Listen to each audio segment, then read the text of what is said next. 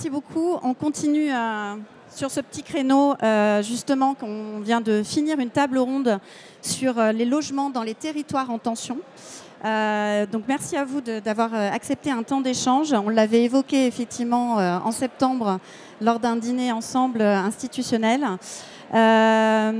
Donc c'est vraiment parler d'échange, l'échange doit être tourné sur la complémentarité aussi des territoires entre métropole et territoires ruraux. Michel Labardin, vous êtes maire de Gradignan, conseiller métropolitain délégué aux nouvelles formes urbaines et d'habitat. Daniel Barbe, vous êtes maire de Blasimont, président de la communauté de communes rurales de l'Entre-deux-Mers, conseiller départemental de la Gironde, président de l'association des maires ruraux de la Gironde. Voilà. C'est vrai que tous les deux comme ça, quand on pourrait se dire qu'on pourrait faire un constat, parce que vous êtes des élus de deux territoires que tout semble opposer. L'une d'une métropole de 750 000 habitants et l'autre d'une intercommunalité rurale de près de 17 000 habitants. On peut malgré quand même tout faire le constat que le dynamisme de la métropole impacte également sur les territoires ruraux attenants. En matière de logement et notamment dans les territoires en tension, est-ce qu'il existe finalement une complémentarité entre une métropole et des territoires qui l'entourent? Alors je ne sais pas lequel veut commencer, Monsieur Labardin. Merci de votre invitation. Alors vous disiez à l'instant, nous pourrions être opposés, mais depuis que Alphonse Salé a proposé de construire les villes à la campagne, la ville et la campagne sont liées. Il disait d'ailleurs que l'air y était plus pur. Alors je dois dire, dans ma ville, c'est ce que nous avons fait. Nous avons amené la campagne à la ville et maintenant on va amener la ville à la campagne. Bon, au-delà de cette boutade qui montre bien les destins qui sont liés, en effet, nous avons bien sûr des complémentarités, on en parlera, mais qui devraient, me semble-t-il, déboucher sur des formes de contractualisation qui permettent de répartir à la fois la richesse économique, le logement et le développement de chaque territoire.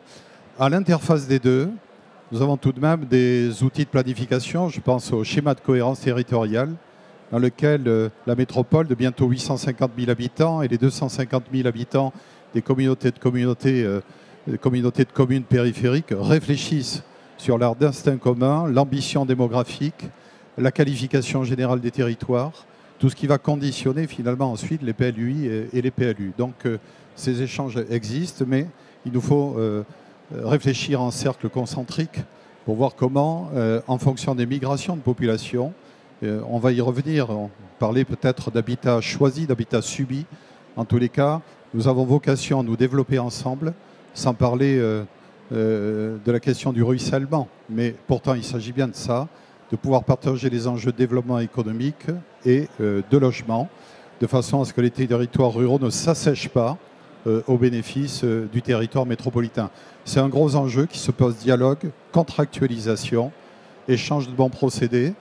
Et on pourra rentrer peut-être sur la question du logement dans quelques instants, parce que le logement, ce n'est pas uniquement dire on va faire 100 logements à Blasimont. C'est quelle typologie d'habitants on va développer, qu'attendent nos concitoyens, quels sont les services en périphérie dont ils ont besoin, de façon à construire des polarités équilibrées qui ne soient pas dans des rapports de dépendance.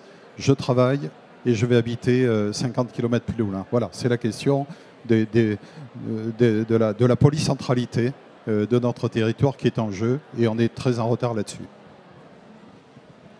Alors pour compléter ce que disait Michel, je trouve qu'effectivement on a cette chance en Gironde d'avoir la métropole et puis le reste de ce territoire. Alors on a la côte, bien entendu, qui attire énormément de monde, et puis on a le monde rural, il y a du monde périurbain aussi. Il faut voir toutes ces composantes. Mais cette Gironde, elle a une chance extraordinaire, c'est d'avoir cette métropole.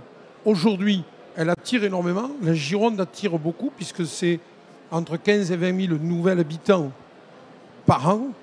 Donc il va falloir, vous l'avez dit, on parlera de logement, les loger, bien entendu, mais pas que. Mais pas que. Il faut aussi ce développement économique, Michel l'a bien dit, et il faut maintenant trouver des équilibres à ce territoire. Il ne faut pas qu'une métropole qui va aspirer.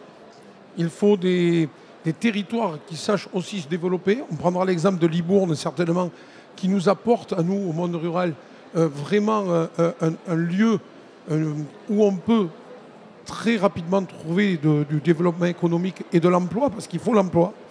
Et puis ne pas oublier que quand on a une métropole, on a le cœur, et quand on a 80% à peu près du reste du territoire qui prend 850 000 habitants, à peu près la moitié de la population, eh bien on a les poumons.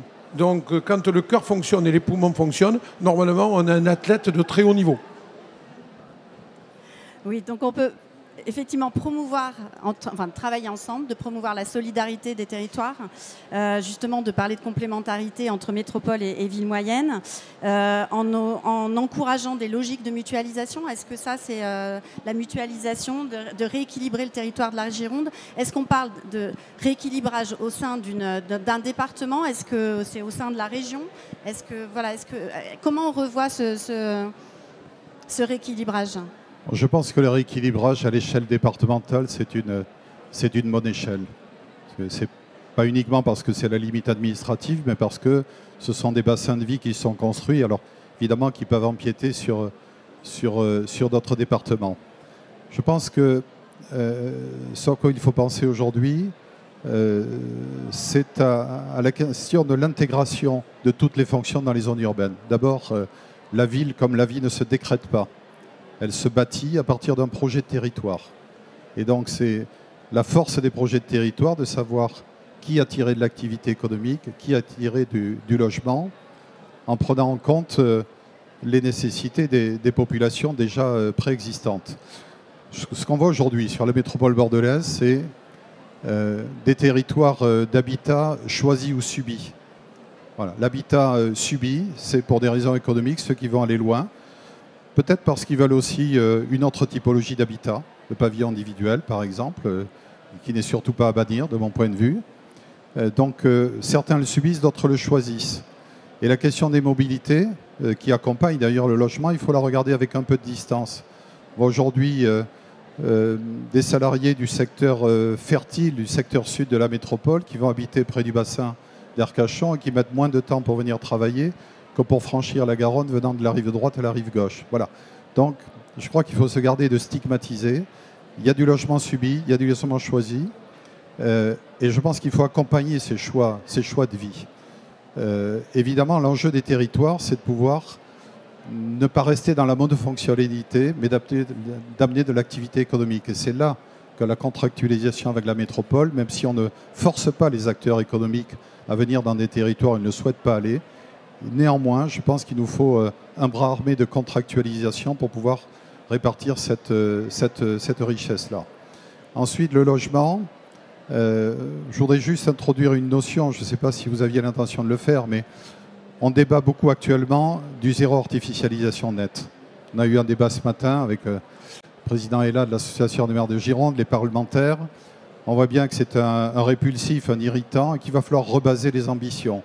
D'abord de la pédagogie, deuxièmement partir des territoires et pas partir d'une injonction comptable et arithmétique pour bâtir des porosités entre les territoires et ensemble trouver la bonne sobriété énergétique que le législateur n'a pas inventée. Ça fait longtemps qu'on s'en préoccupe. Donc le ZAN va raréfier le foncier, donc va le faire renchérir et on va devoir se poser la question, est-ce qu'on va concentrer dans les zones urbaines en raison de l'augmentation substantielle du prix des fonciers dans les années à venir, est-ce qu'on va faire plus de densité, plus de hauteur pour capter les populations, ou est-ce qu'on va adapter nos formes urbaines pour rester vivables et accepter que soit transférée une partie des futurs logements sur la ruralité, la périurbanité, mais en tout cas sur des territoires où eux-mêmes vont devoir inventer un autre modèle d'habitat qui ne soit pas uniquement le pavillon individuel, mais aussi des formes d'habitat intermédiaires entre l'habitat collectif en métropole et l'habitat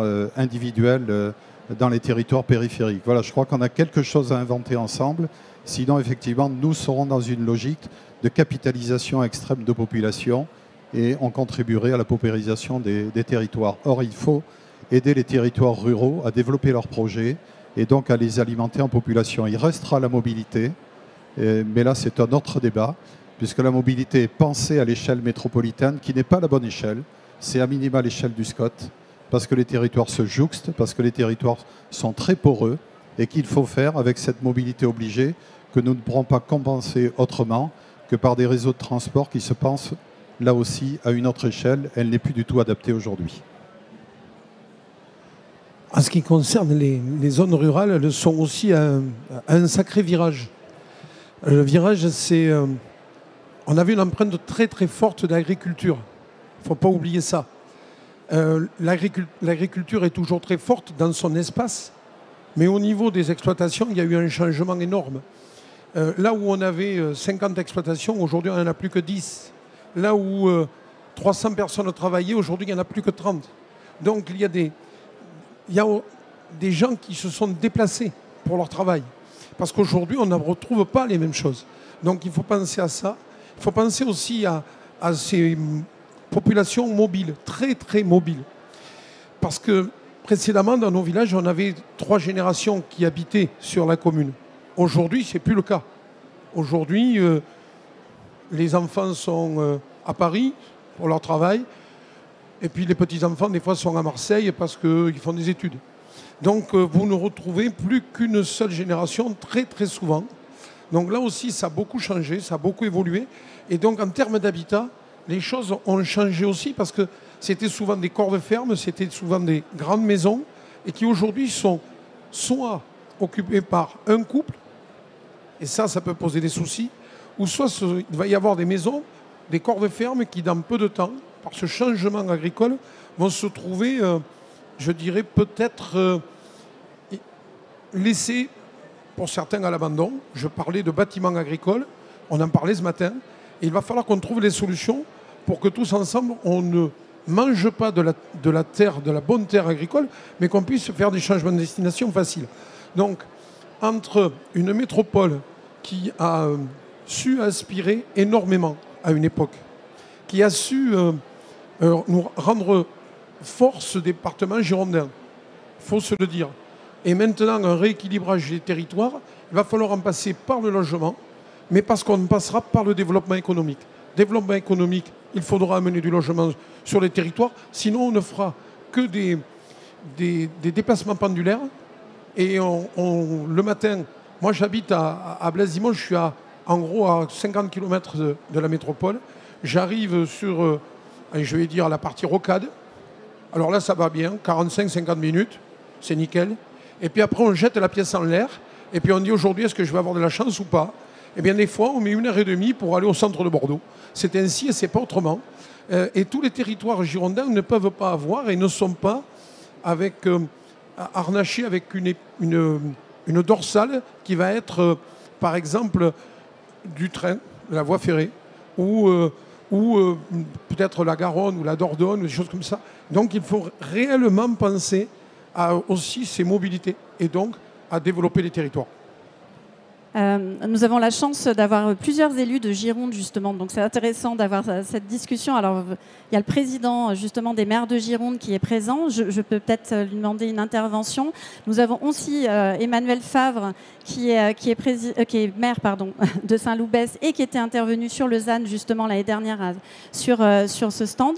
Est-ce que Bernard Lauré, vous voulez intervenir ? Donc maire de Saint-Émilion et président de l'association des maires de Gironde. Merci Madame la Présidente. Oui, je voulais intervenir. Mes 2 collègues ont bien parlé. On a cette chance en Gironde de se parler et de travailler ensemble. Et je pense que c'est important. Mais il y a un sujet qui va être très important pour nous, les élus et vous, les architectes. Il y a les documents d'urbanisme, oui. Mais il y a un document que on n'a pas du tout parlé, c'est le problème de ressources en eau. De ressources en eau aussi bien sur la métropole que sur nos territoires ruraux. Et les problèmes de ressources en eau vont nous bloquer les futures opérations que nous voudrons faire sur nos territoires. Dans nos documents d'urbanisme, c'est pas, on y dit attention, mais les problèmes de ressources en eau, c'est un sujet non négligeable qu'il va falloir un jour prendre de plus en plus en considération. Très bien, merci. Emmanuel, vous voulez... Donc maire de Saint-Loubès. Je vous fais intervenir tous les présents, les élus présents de Gironde. Non, moi je rejoins tout à fait l'idée. Nous, on est vraiment la ville à la campagne, donc finalement, on est entre vous deux. Hein. Je devrais d'ailleurs me mettre entre vous deux, physiquement, puisque nous, on est tout près de Bordeaux, mais pas si loin que ça de Blasimont. Et on est dans cette problématique de ne pas grossir trop vite, tout en accueillant quand même des gens qui travaillent à Bordeaux. Et on a la chance d'être sur une ligne de train. Donc effectivement, on a beaucoup de chance, mais pour autant, c'est quand même une grosse problématique d'urbanisme, de rester dans des enveloppes acceptables. Et je crois que c'est important pour nos populations. On ne peut pas faire grossir trop nos villes en termes de hauteur, de nombre d'étages. Et pour autant, il faut accueillir de la population sans s'étaler. Et pour moi, ça fait partie des grosses problématiques que nous avons au niveau urbanisme, de faire en sorte que ce soit acceptable pour ceux qui sont déjà là, pour pouvoir accueillir les nouveaux. Mais, et ça, c'est un gros enjeu architectural, accueillir les nouveaux, mais en n'oubliant pas que les anciens qui sont là doivent bien vivre dans nos villes. Très bien. Oui. Oui, je voudrais Mode de conclusion, rajouter, Labardin. je trouve qu'il y a quelque chose d'important dans notre débat, c'est de savoir respecter les identités communales. D'ailleurs, on parle de la métropole, de la périurbanité ou de la ruralité, mais en réalité, même dans la métropole, il y a des identités communales très différentes. Et je pense qu'aujourd'hui, si on veut fidéliser sur nos territoires des habitants, si on veut leur permettre de participer au projet de vie, de se créer une histoire, il faut avoir et développer des identités. Ça passe par l'architecture, ça passe par la qualité de logement, ça passe par la qualité des services et des espaces naturels, c'est-à-dire toutes les fonctions intégrées de la ville. Et ces identités communales, attention, par les outils de planification et par le débat sur la rareté foncière, on pourrait être tenté d'harmoniser tout ça, d'être dans un système productiviste de logement qui se retournerait contre les identités communales. Et moi, à la métropole, je défends effectivement nos identités communales. Le cœur de Bordeaux n'est pas Gradignan, n'est pas Mérignac, n'est pas Lormont, etc. Voilà, on a des identités, il faut les défendre. Et on attend évidemment du secteur du logement et des architectes en particulier de pouvoir coopérer sur ce maintien des identités de façon à trouver les bonnes échelles. Comme tu le dis, la réversibilité de l'habitat, une ferme qui va devenir 3-4 logements, etc., tout en gardant les qualités architecturales et les morphologies urbaines qui nous distinguent les uns par rapport aux autres. Et cette distinction me paraît absolument essentielle. On ne respecte les autres que dans la mesure où on est bien convaincu de ce qu'on est soi-même, et ça, c'est le projet politique. Les architectes, justement, peuvent apporter toute cette ingénierie et ce conseil auprès des élus. Et c'est vrai que c'est le fameux dispositif, on l'a évoqué tout à l'heure, un maire, un architecte. C'est une boîte à outils aussi d'éléments qu'on peut proposer aux élus locaux. Oui, et puis pour nous, alors quand on est dans une ville plus ou moins importante, on a des services. Quand on est à Blasimont, les services se réduisent à 2-3 personnes au niveau administratif et puis après aux compétences des élus qui composent le conseil municipal. Donc c'est là vraiment où l'opération un maire, un architecte pour nous est très importante, où on doit avoir du suivi avec un architecte, peut-être pas que sur un coup et sur une opération en faisant un appel d'offres comme on nous conseille régulièrement, mais peut-être essayer de fidéliser pendant quelques temps des opérations avec un architecte de façon à ce qu'on puisse y voir clair et avoir un vrai échange. C'est de l'ingénierie, je dis un architecte, ça devient un copain. Celui qui travaille avec moi en ce moment, ah ben oui, on s'entend très bien. Et voilà, alors des fois, il y a peut-être... Mais justement, quand ça ne va pas, ce qu'il faut faire, on se met autour d'une table, on attrape de quoi manger, on met une bouteille de vin rouge et on se parle peut-être un peu fort. On sort de là, on est d'accord ou pas, mais surtout ce qu'on a trouvé, c'est une personne avec qui parler. Et moi, je trouve que c'est très très important parce qu'on a un suivi et on est en train de mesurer depuis quelque temps et on partage des visions et il comprend ce que nous, on veut vivre à Blasimont.